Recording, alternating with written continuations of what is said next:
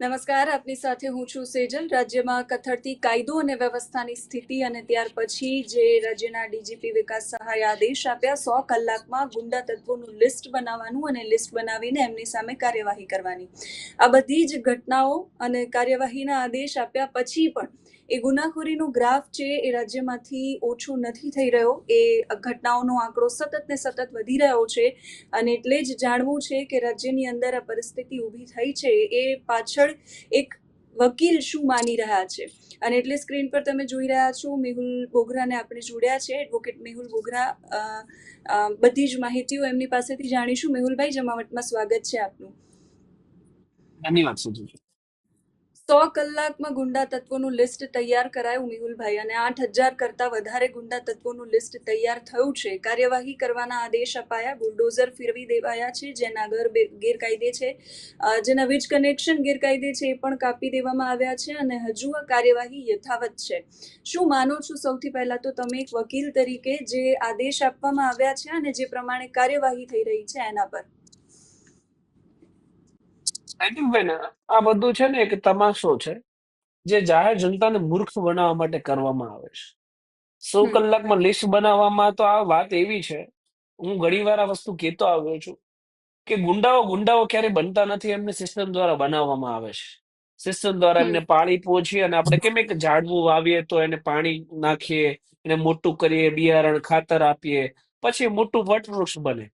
એમ કોઈ નાનો પોકેટમાર હોય, ચીલાચાલુ ગુનેગાર હોય, નાની 1-2 બોટલ વેચવા વાળો વ્યક્તિ હોય, એને મોટો કરવામાં જો કોઈ અંદર ખાને છુપાયેલું હોય ને તો એ છે સિસ્ટમમાં ચોર એવો ભ્રષ્ટાચાર કરી અને આમને ગુનાગારોને મોટા માથા બનાવે છે. એ મોટા માથા બની ગયા પછી એમનું લિસ્ટ બનાવવામાં આવે છે ને લિસ્ટ બનાવવા પર પછી કેટલા ઉપર કાર્યવાહી કરે તો આપણે આવનાર સમયમાં જોશું. અને ગુજરાતમાં કેટલી કાયદો વ્યવસ્થા સુધરી જાય એ પણ આપણે જોશું. ક્યારેય નથી સુધરવાની, હું 100% ખાતરી આપું છું. એટલે તકલીફ એ પડે છે કે આ લિસ્ટ જે બનાવવામાં આવ્યું છે એ લિસ્ટમાં મોટા ભાગના તમામ જે પણ વ્યક્તિ હશે ને ગરીબ અને મધ્યમ વર્ગીય પરિવારમાં રહેતા હશે, ઝૂંપડામાં રહેતા હશે કે નાની મોટી ખોલીઓમાં રહેતા હશે, એમના ડિમોલેશન કરવામાં આવશે ને એમના વીજ કનેક્શન કાપીને તમે બહુ મોટી ધાડ મારી દીધી હોય એ રીતે માઇક સામે બયાનબાજી કરશો કે અમે લિસ્ટ બનાવીને એટલી કાર્યવાહી કરી. હકીકતમાં જે મોટા માથાઓ છે જે કરોડોના વેપલા કરે છે, હપ્તા ઉઘરાવે છે, કરોડોનો દારૂની સપ્લાય કરે છે, ડ્રગ્સના વેપલા કરે છે, આવા લોકો તો પોતાના બંગલા ટાઈપ મકાનોમાં રહી છે દસ્તાવેજ વાળી મિલકત બનાવીને. લિસ્ટમાં નામ પણ નહીં હોય કારણ કે એને પોલીસ સ્ટેશનમાં રૂપિયા ખવડાવી દીધા છે. કદાચ નામ લેવું હશે તો એસપી અથવા ડીએસપી હશે એને નામ અપ્રૂવ નહીં કર્યું હોય કારણ કે એનો આટલો હપ્તો જતો હોય જિલ્લા લેવલે અથવા તાલુકા લેવલે, તો એમનું નામ એમાં નહીં હોય. તો આ વાત એવી છે કે જે વટવૃક્ષ છે ને એની ડાળીઓ કાપો. ડાળીઓ તો નવી બની જવાની છે, તમારે એને જડમૂળમાંથી કાપવું પડે. જો જડમૂળમાંથી પ્રહાર કરી અને કાપવામાં આવે ને તો જ આનો નાશ થાય. ને જડમૂળ શું છે સેજલબેન, એ સિસ્ટમમાં એ સમજવું પડશે કે જડમૂળની અંદર ભ્રષ્ટાચાર અને કરપ્શન છે. અત્યારે પોલીસ સ્ટેશનો, જિલ્લા લેવલના એસપીઓ અને ડીએસપીઓ પૈસા સિવાય વાત નથી કરતા. અત્યારે તમે કોઈ ગરીબ વ્યક્તિની નાની મોટી ચોરીની ગોલ્ડ લઈને વહી જાય, રોજે મારી ઓફિસમાં 5 જણા આવે કે જેની ચોરીની એફઆઈઆર તમે નથી નોંધતા. હવે ચોરની પકડવાની વાત ને બુલડોઝર ચલાવવાની વાત તો પછી આવી. મુખ્ય ફરિયાદો લેવી નથી અને પછી આ બધી શોબાજી અને તમાશા કરવા છે સેજલબેન. ગરીબ અને મધ્યમ વર્ગીય પરિવારો પર બુલડોઝર ચાલે છે પણ એ ગેરકાયદે છે એટલા માટે ચાલે છે ને. ગેરકાયદે છે એ તો હટવાનું જ છે. નહીં, અહીંયા મુખ્ય મુદ્દો એ નથી કે ગેરકાયદેસર દબાણ હટાવવો. એટલા માટે હું કહી રહ્યો છું કે અહીંયા મુખ્ય મુદ્દો એ છે કે જે આ પણ નબીરાઓ છે, આ જે લુખ્ખા તત્વો છે, આ જે માથે ભારે તત્વો છે, જે જાહેર જનતાને સુખાકારી અને સમૃદ્ધિને ડિસ્ટર્બ કરે છે, અશાંતિનો માહોલ પેદા કરે છે, એમને સીધા કરવાની વાત છે. હકીકતમાં જો ગેરકાયદેસર દબાણ કરવા હોય તો પાલિકાઓ શું કે ટંકોરીઓ વગાડવાનું કામ છે એમનું કામ જ એ છે દબાણો દૂર કરવામાં. પેલા તો પાલિકાઓએ રૂપિયા ખાઈને દબાણો થવા દીધા, બરાબર, અને હવે પોલીસ ખાતાએ દબાણો હટાવવાનું કામ હાથમાં લીધું છે કારણ કે પ્રેશર છે, કંઈક કરીએ છીએ એવું બતાવવું છે. તો જે કામ પાલિકાનું છે એ અત્યારે પોલીસ કરી રહી છે અને પોલીસને તો પોલીસનું કામ ક્યારેય કરવું જ નથી. પોલીસનું મુખ્ય કામ શું છે?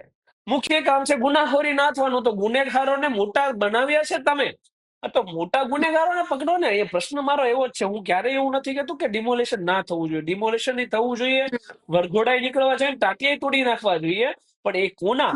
જે મોટા માથાઓ છે ને એમના આવા નાના નાના લોકોને મારીને આપણે શું સાબિત કરવા માંગીએ છીએ? હમ એટલે અત્યારે જે કાર્યવાહી થઈ રહી છે એના પરથી તમને લાગી રહ્યું છે કે ગુનાખોરીનો ગ્રાફ ઘટી જશે અને કાયદો વ્યવસ્થાની સ્થિતિ ફરી પાછી ગુજરાતની અંદર જોવા મળશે? આજે નહીં, ક્યારેય કાયદો વ્યવસ્થામાં સુધારો નહીં આવે જ્યાં સુધી કાયદો વ્યવસ્થાને સુધારવામાં નહીં આવે. કાયદો વ્યવસ્થાને હમ સુધારવા માટે પેલા તો આ જે સત્તા પક્ષના નેતાઓ છે ને એના સત્તા પક્ષના અત્યારે તમે જોશો ને તો આઈડી કાર્ડ આપ્યા છે, પેજ પ્રમુખ ને વોર્ડ પ્રમુખ ને ફલાણા મંત્રી ને પૂછડા મંત્રી.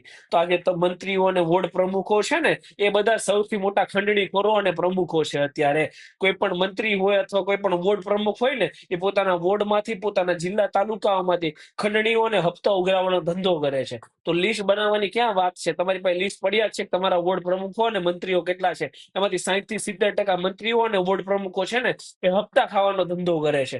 હપ્તા ખાવા એટલે શું? હપ્તા કઈ વસ્તુમાં હોય છે? બેન, આ વસ્તુ સમજવી પડે. એ વસ્તુ એ છે કે જે પણ વસ્તુઓમાં ખોટું થતું હોય, એ ચાહે બાંધકામ હોય, દારૂનો વેપલો થતો હોય, ડ્રગ્સ મળતો હોય, દેહ વેપાર થતો હોય, આ તમામ ઘટનાઓ જે ગેરકાનૂની છે એ ગેરકાનૂની ધંધાને કાનૂની રીતે ચલાવવા માટે હપ્તાનો એજાજ થાય. અને એ હપ્તામાં બધા મંત્રીઓ, વોર્ડ પ્રમુખો અને પોલીસની એક સામટી ભાગીદારી હોય છે. તો એ ભાગીદારીને નાથવી પડે.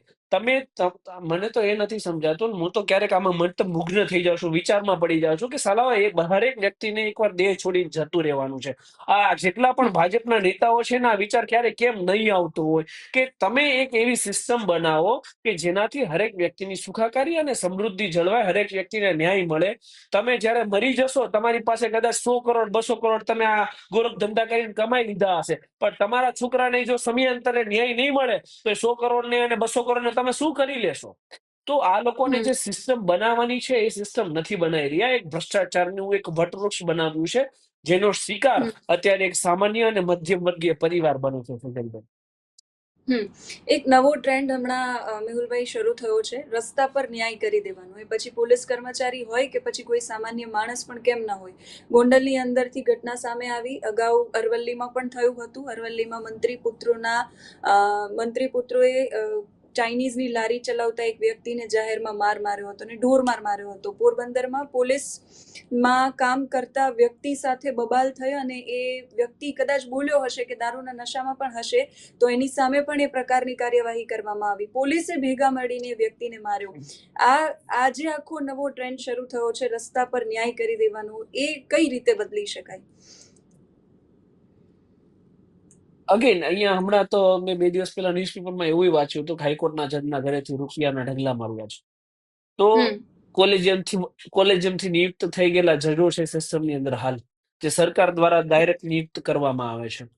બીજી હમ વસ્તુ તો એમાં ન્યાય તંત્ર વિશે જાજુ બોલવાનું ના હોય, કારણ કે લોકો જાણે જ છે કે અત્યારે સિસ્ટમમાં શું ચાલી રહ્યું છે. તમે ગોંડલની હમ વાત કરી એટલે સ્પેશિયલી કહું છું કે એ ગોંડલની અંદર એ રાજસ્થાનમાં જોઈએ તો આંદોલન થાય છે, કારણ કે જેની સામે ફરિયાદ કરવી છે એ વ્યક્તિઓ રાજકારણની ધુરંધરો છે અને ગોંડલમાં પોતાની આગવી છબી ધરાવે છે ક્રાઇમ માટે. હા, કઈ સારી છબી નથી ધરાવતા, એ પણ જણાવી દઉં કે એક હમ ગુનેગાર છે જેને હાઈકોર્ટે લાઈફ ઇમ્પ્રિઝનમેન્ટ છે ને અપહોલ્ડ કરી છે કે ભાઈ તને આજીવન સજા થવી જોઈએ. એવો એક રીઢો ગુનેગાર છે, જે રીઢો ગુનેગાર પોતાની જાતને ગોંડલના મહારાજા સમજે છે, ગોંડલના મહારાજમાં સ્વરૂપે ગોંડલની તમામ સત્તા પોતાની હાથમાં રાખે છે. અને મેં તો ત્યાં સુધીની વાત સાંભળી છે કે ગોંડલની અંદર કોઈ ગુનો થાય તો પોલીસ સ્ટેશનમાં પ્રોડક્શન થાય, કોર્ટમાં પ્રોડક્શન થાય, એક અલગ વસ્તુ છે. પણ તો આ જે પણ મોટા માથા છે એના ફાર્મ હાઉસમાં અલગથી પ્રોડક્શન કરવામાં આવે રિમાન્ડ કરવા માટે. તો જે હમ વ્યક્તિનું અવસાન થયું છે એ લોકો રાજસ્થાનમાં આંદોલન કરી રહ્યા છે એફઆઈઆર નોંધવા માટે ખાલી. અરે મર્ડરની મારી એફઆઈઆર હોય, મારા ફેમિલીમાં કોઈની કંઈ થયું હોય ને મારે કોઈ ગુનો દાખલ કરવો હોય તો એની માટે મારે આંદોલન કરવું પડે. એની માટે તો પ્રાથમિક સુવિધા છે એફઆઈઆર દર્જ કરાવવાની. તો એફઆઈઆર ગુજરાત પોલીસમાં કોઈ લેવા માટે તૈયાર નથી. તો વિચાર કરો લાગવગ રાજકીય કેટલી મોટી. અરે એફઆઈઆર ખોટી હોય તો એમાં બી સમરી ભરી દો, પુરાવા ના હોય તો એ સી સમરી, કેટલા બધા પ્રોવિઝન છે. તો એ નથી કરવું. મુખ્ય સ્વરૂપની જે એફઆઈઆર છે કોઈ ગુજરાત પોલીસની અંદર નોંધતું જ નથી. હમણાં બીજો એક મુદ્દો આવ્યો છે કે કોઈ એક સમાજને મારવામાં આવ્યો, સામે એક કોઈ પણ સમાજ છે. એટલે જેવી જેવી ચૂંટણીઓ ચાલુ થાય એટલે હવે પાછું આ નવું ચાલુ થાય કે સમાજની અંદર ભેદભાવ પાડી દેવાના. કારણ કે જે મુખ્ય મુદ્દાઓ છે એ મુખ્ય મુદ્દાઓ ગુજરાતની અંદર શું છે? ગુજરાતની કાયદો વ્યવસ્થા નથી જળવાતી, લોકોની ટાઈમે ફરિયાદો નથી લેવાતી. પોલીસ સ્ટેશનમાં પોલીસ મનસ્વી પ્રમાણે કાયદો વાપરે છે, મનસ્વી હમ પ્રમાણે લોકોના તોડ કરે છે. રોડ ઉપર ન્યાય આપવાની એક પ્રણાલી ચાલુ થઈ ગઈ છે, જાણે આ દેશની અંદર ન્યાય પ્રણાલી છે જ નહીં. અને હમ હાઈકોર્ટને શું મોટો કરવાની સત્તા શા માટે આપવામાં આવી છે એ પણ મને નથી સમજાતું. કે ભારતના બંધારણની ધારા આર્ટિકલ 200, 126 એ કોઈ પણ હાઈકોર્ટ છે એને રીટ પિટિશન સ્વરૂપે શું મોટો લેવાની સત્તા આપે છે. તો આ હમ જેટલી ઘટનાક્રમ બને છે, વરઘોડા કાઢે છે, રોડ ઉપર ટીપી નાખવામાં આવે છે, તો કોઈ પણ હાઈકોર્ટ અથવા ચીફ જસ્ટિસ પાસે નવરાઈ પણ સુદ્ધા નથી કે મારા હમ રાજ્યની અંદર એટલા ખોટા કામ થાય છે, તો એક ન્યાયાધીશ તરીકે મારી જવાબદારી છે કે હું આ ઘટનાને શું મોટો લઉં અને રાજ્ય સરકાર પાસેથી જવાબ માંગુ. તો એ પણ નથી થતું. એટલે ચાહે હમ ન્યાયતંત્ર હોય, ચાહે પોલીસ તંત્ર હોય, એ મને ક્યારેક ક્યારેક એવું લાગે છે કે માત્ર ને માત્ર લોકોના ભોગ લેવા માટે બની હોય, ન્યાય આપવા માટે નહીં, એવું લાગે છે સેજલભાઈ. હમ ગોંડલની અંદર જેની ઘટના બની બે એના પહેલા પોરબંદર, સુરત, અમદાવાદ અને અમદાવાદના વસ્ત્રાલમાં જે થયું ત્યાર પછી પોલીસ આખી આમ સફાળી જાગી ગઈ અને કુંભકર્ણની દિશામાં સૂતેલી પોલીસ હોય એવી રીતે જાગી અને હવે કાર્યવાહી શરૂ કરી છે. સવાલ આમ તો તમે માહિતી આપી પણ છતાં એ ડીપમાં જાણવું છે કે પોલીસ પાસે શું એવો અધિકાર છે કે જાહેરમાં રોડ ઉપર દંડા મારી શકે, આરોપીઓને એ વરઘોડો કાઢી શકે, એ પ્રકારની કાર્યવાહીઓ કરી શકે જાહેરમાં?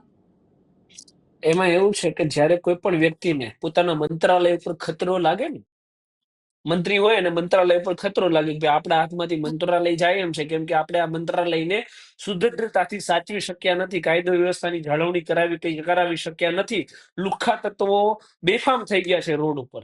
એટલે હમ પોતાનું પદ ટકાવી રાખવા માટે, મંત્રી પદ ટકાવી રાખવા માટે એ જાહેર રોડ ઉપર સીન સપાટા કરે. એ સીન સપાટા હમ શું કરે કે ભાઈ જે કઈ ગરીબ લોકો છે અથવા જે કઈ આતંક મચાવનાર તત્વો છે એમને રોડ ઉપર હમ દંડા ફટકારો, જેનાથી જાહેર જનતામાં આપણે એવો સંદેશ બેસાડી શકીએ કે નહીં, હજી કાયદો વ્યવસ્થા અમારા હાથમાં છે, અમે અમારા કંટ્રોલમાં રાખીએ છીએ. પણ એ વાત એમને માનવી પડશે કે તમારાથી કાયદો વ્યવસ્થા ગુજરાતની જળવાતી નથી. અહીં એ દિન હિનિયસ ક્રાઇમ બને છે, નાની દીકરીઓ સાથે બલાત્કાર થાય છે, પોક્સો જેવી ઘટનાઓમાં પોલીસ પૈસા લઈને તપાસ નથી કરતી, મર્ડર જેવી ઘટનાઓ બને છે ને, અસામાજિક તત્વો બેફામ થઈ ગયા છે. અત્યારે લબર મૂછિયાઓને છરા રાખવા ને એ કોઈ મોટી વાત નથી. કદાચ કોઈ પણ લબર મૂછિયા હોય એની તપાસ કરવામાં આવે ને તો 100 માંથી 60 જણાના પેન્ટમાંથી છરા નીકળશે. આવો ઘાટ હમ ગુજરાતની અંદર છે. ગુજરાત એ મિની એમપી યુપી બની ગયું છે, જ્યાં લુખ્ખા તત્વો બેફામ થઈ ગયા છે અને ક્રાઇમ કંટ્રોલ છે એમનાથી થતો જ નથી. આ ખાલી આંકડાકીય માહિતી છે, કેમ કે ગુના નોંધ્યા જ નથી તો પછી આંકડાકીય રીતે તો તમે એવું બતાવી શકશો ને કે ગુનાખોરી ઓછી થઈ ગઈ છે. હકીકતમાં ગુજરાતમાં ગુનાખોરી એ પ્રબળ ચાલે છે અને એનું મુખ્ય કારણ એ જ છે કે પોલીસ એ ન્યાય વ્યવસ્થાને અનુરૂપ નહીં, પરંતુ ગાંધીજી એટલે કે નોટોના સ્વરૂપમાં, નોટાના અનુરૂપ અને પૈસાથી ચાલતી થઈ ગઈ છે.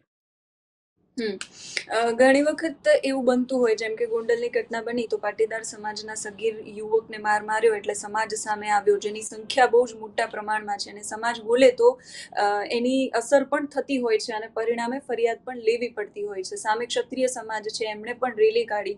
ઘણી વખત એવું થતું હોય કે કોઈ નાના સમાજમાં કોઈ સામાન્ય વ્યક્તિ સાથે એવું થાય કે એના પર ટોર્ચર કરવામાં આવે, કે એને માર મારવામાં આવે, કે બીજી કોઈ પણ XYZ પ્રવૃત્તિઓ થાય તો પોલીસ ફરિયાદ જ નથી લેતી. ઘણી બધી ઘટનાઓમાં નથી લેતી. જે પોરબંદરની ઘટનામાં પણ એ સામે આવ્યું, અરવલ્લીમાં પણ એવું જ હતું. એવી ઘટનાઓ જ્યારે બને ત્યારે એક સામાન્ય માણસ શું કરી શકે?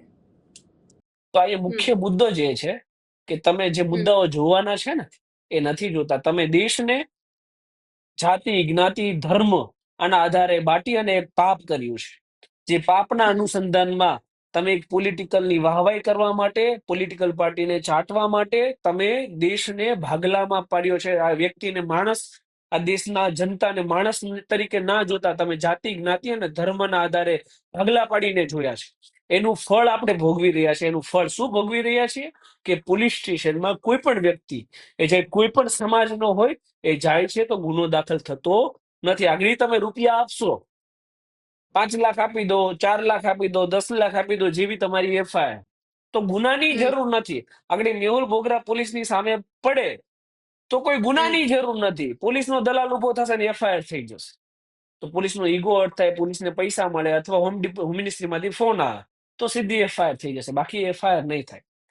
આના હમ માટે તે પ્રોવિઝન છે જ કાયદા કાનૂનની અંદર કે એફઆઈઆર ના થાય એટલે તમે કોર્ટ મારફતે બીએનએસએસ ની કલમ 175(3) મુજબ મેજિસ્ટ્રેટ ઇન્કવાયરી ઓર્ડર કરાવીને એફઆઈઆર કરાવી શકો. પણ તકલીફ અહીંયા એવી આવે છે સેજલબેન, કે જે એફઆઈઆર પ્રાથમિક દ્રષ્ટિએ સીધી જ થવી જોઈએ. પોલીસ સ્ટેશનમાં જઈ અને મુખ્ય મુદ્દાની મારી એફઆઈઆર નોંધાઈ છે, 24 કલાકની વસ્તુ છે, એ કોર્ટમાં જવાથી 6 થી 8 મહિનાની થઈ જાય છે. 6 મહિને તો માત્ર ગુનો નોંધાય, પછી તપાસ હમ થાય અને ઇન્વેસ્ટિગેશન. ફરીવાર આપણા સિસ્ટમની લાચારી એટલી છે બેન, કે જે પોલીસે હમ આપણે ગુનો નથી નોંધ્યો ને XYZ કારણોથી, એ જ પોલીસ હમ આપણા ગુનાની તપાસ કરશે. તો હવે હમ વિચારો કે જેને XYZ કારણોથી પૈસા લઈને કે પોલિટિકલ પ્રેશરથી આપણી એફઆઈઆર નથી નોંધી, એ વ્યક્તિ આપણા ગુનાની તપાસ શું કરશે? ચાલો કોર્ટમાંથી તો આપણે ઓર્ડર લઈ આવે કે એફઆઈઆર નોંધો, તો ગુનાની હમ તપાસ શું કરશે? હવે માની લો હમ કે એને ખરાબ તપાસ કરી, તો આપણે કોર્ટમાં જે બે આ ઇન્વેસ્ટિગેશન બરાબર નથી એટલે ફર્ધર ઇન્વેસ્ટિગેશન ઓર્ડર કરાવીએ, એમાં પાછા 6 મહિના કપાઈ જાય. તો જે હમ વ્યક્તિનો એક કેસ છે જે 6 મહિના વર્ષ દિવસની અંદર પૂરો થઈ જવો જોઈએ, એને એક આખી પેઢી પૂરી થઈ જશે એક કેસનું નિવારણ લાવવા માટે. તો આ હમ સિસ્ટમ છે ને, એને સુધારવી, જળ મૂળમાંથી સુધારવી અત્યંત અનિવાર્ય છે. એક વકીલ તરીકે જો સવારથી સાંજ સુધી મને આ વિચાર આવે છે, તકલીફ એ છે કે મારી પાસે કોઈ હોદ્દો નથી, કોઈ એ પદવી નથી કે હું એ સુધારી શકું. તો જેને હમ અમે વોટ નાખ્યા છે એ વ્યક્તિને સવારથી સાંજ સુધી આ વિચાર આવવો જોઈએ કે અમે જનતાની સુખાકારી માટે એવું શું કરી શકીએ. વિધાનસભામાં બહુ હોળી ધૂળેટી રમી લીધી, વિધાનસભાની અંદર તમે બહુ કલાકારોને બોલાવી લીધા, બહુ તમારી પોલિટિકલ પાર્ટીઓની વાહવાઈ કરી લીધી, પણ વિધાનસભા જેની માટે છે એનો તો ઉપયોગ કરો. વિધાનસભા શા માટે હોય છે? કે જે હમ કાયદાઓના લૂપહોલ્સ છે, જે કાયદાઓમાં છટકબારીઓ છે, એ કાયદાઓને સુદૃઢ બનાવવા માટે, એની છટકબારીઓ કાઢી અને એક મજબૂત કાયદાઓનું નિર્માણ કરવા માટે વિધાનસભા અને લોકસભા હોય છે. એ તમારી હોળી હમ ધૂળેટી રમવા માટે નથી હોતી. પણ આ ચોરોને જેમને આપણે ચૂંટીને વિધાનસભામાં મોકલ્યા છે, એટલી ક્લિયર કટ મેજોરિટી હોવા છતાં જનતાની સુખાકારી માટે કઈ કરી કેમ નથી શકતા, એ મને નથી સમજાતું છે. હમ અંતિમ સવાલ મેહુલભાઈ આપને એ પૂછવો છે કે છેલ્લા 10 વર્ષોમાં, આમ તો એના કરતાં વધારે સમયથી, માત્ર કાયદો અને વ્યવસ્થાની સ્થિતિ બગડી છે એવું જ આપણે ન કહી શકીએ. સમાજની પરિસ્થિતિ પણ બગડી છે. સોશિયલ મીડિયા કહો, અસામાજિક તત્વો કહો, નશાખોરી કહો, એટલે બધા જ કારણો જવાબદાર છે અને એની સામે સાંપ્રત રીતે પોલીસનું પોલીસિંગ પણ બદલાયું છે. સવાલ આપને એ પૂછવો છે કે કરવું શું જોઈએ? અત્યારે આ કાયદો અને વ્યવસ્થાની પરિસ્થિતિ આ લેવલ પર આવીને ઊભી છે. એક વકીલ તરીકે તમે શું માનો છો કે શું કરવું જોઈએ સરકારે અને પોલીસે બંને?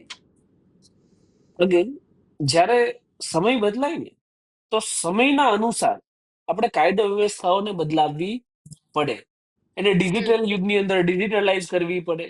અત્યારે તમે એફઆઈઆર નોંધવા બેસો, બરાબર, નોંધાતી તો નથી, કદાચ બેસી જાઓ તો સવારથી હમ એફઆઈઆર ટાઈપ કરવાનું ચાલુ થાય, 6-7 કલાકે એફઆઈઆર ટાઈપ થઈ રહી.